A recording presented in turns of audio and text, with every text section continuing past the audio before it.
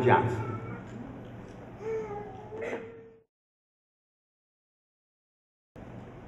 Good afternoon, everyone.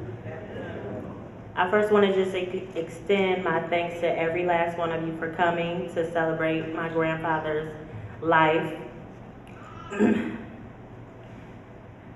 Crisp as a harmonious, delightful sun ray shines through, the bellows' heartfelt sound majestically magnifies the heated air.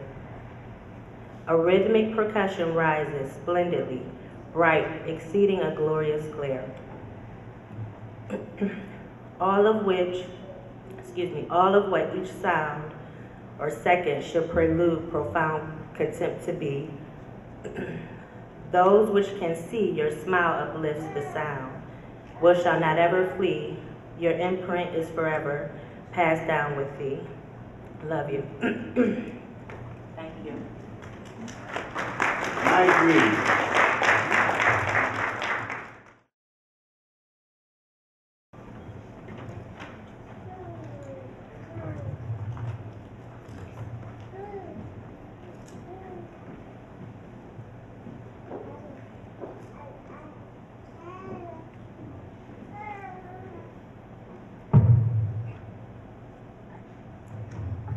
Good afternoon. Good afternoon. To all these beautiful people, all of you, thank you so much for coming. As I looked at the picture of my brother and listened to the band, I feel I used my imagination. It got away with me. I feel that he was right here listening to the band as a part of this. Thank you so much for all of your love, your gathering here, and your condolences, all of them. I thank you. We thank you. We love you.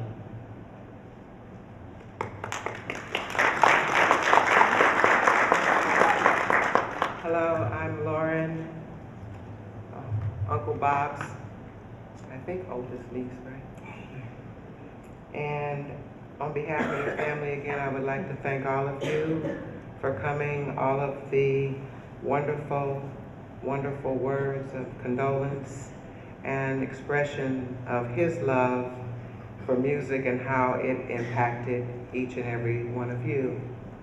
I grew up as a little girl listening to him, and sometimes every single day on the piano, and would sit there and just marvel at how his hands would move across the black and white keys. And like him, when he was a little boy, I used to sit there and when he'd finish, I'd try to pick out a tune here and there, but it never quite sounded like Uncle Bob's music. And the one thing that was a favorite, when he would hit those pedals, he had, I don't know what kind of shoes the men have, those leather shoes that lace up and they kind of come to a point but they're squared off at the end. He would have those shoes and that foot would just be going and the right foot would be a tapping. So I would always get on there and try to do what he was doing. It didn't look like what he was doing either. I knew he was very special, very, very young. One thing I just realized when I was talking to so many of the friends that I grew up with, some are even here today, Uncle Bob was my Uncle Bob, yes, but every single one of my friends also called him Uncle Bob. Not one of my friends called him Mr. Ross. He was Uncle Bob to everybody. And many times he would just play for us and we'd just have fun at home. And when my grandmother, his mother, passed away, he was playing in the garden. And at one point he started running arpeggios on the keys. And the coffin had all these beautiful mums, yellow mums. And as he was running these arpeggios, the petals just started falling off like a waterfall. It was just amazing. And it was as if she was saying, "I hear you, son."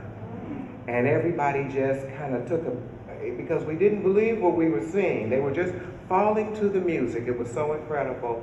And if ever there was need for confirmation, that said, this is somebody very, very special. He's touched all of us. And so on behalf of the family, again, I want to thank everyone.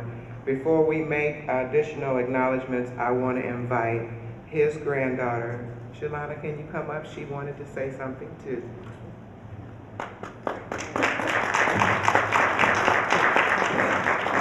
Now this is the youngest of the generation that is carrying the torch so far, although little Ibram has already showed signs of singing, and then I heard the other little grandson, great-grandson rather, he was the one on the hymn that had the There he is back there in the back a little bit. So, okay, I'm going to turn this for you, okay? Go ahead. I love you, Poppy, and thank you for everybody that came.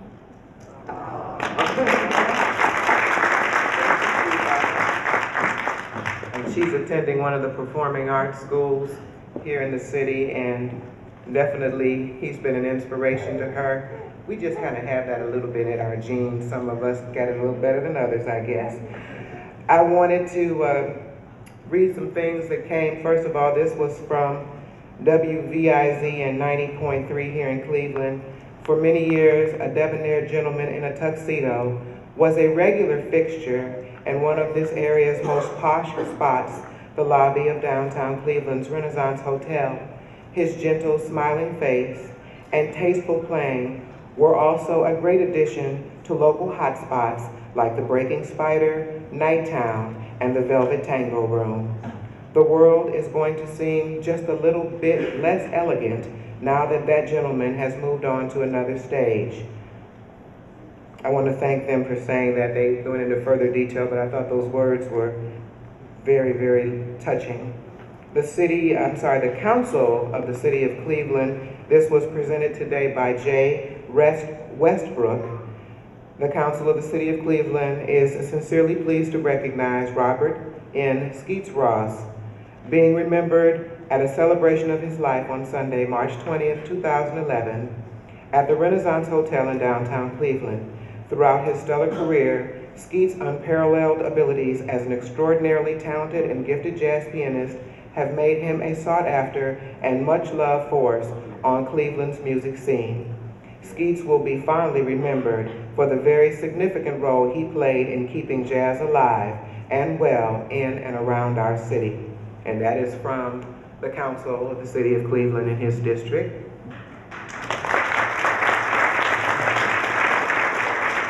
I'd also like to recognize the City of Cleveland, the Office of the Mayor Frank G. Jackson.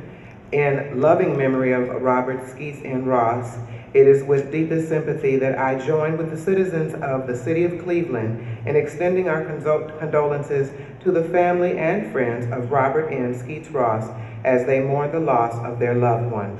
As we remember Mr. Ross and all that he meant to us, let us remember that his life is a precious and fragile gift, and we should be thankful for every day. Let us seek peace from the Lord and trust in his divine understanding.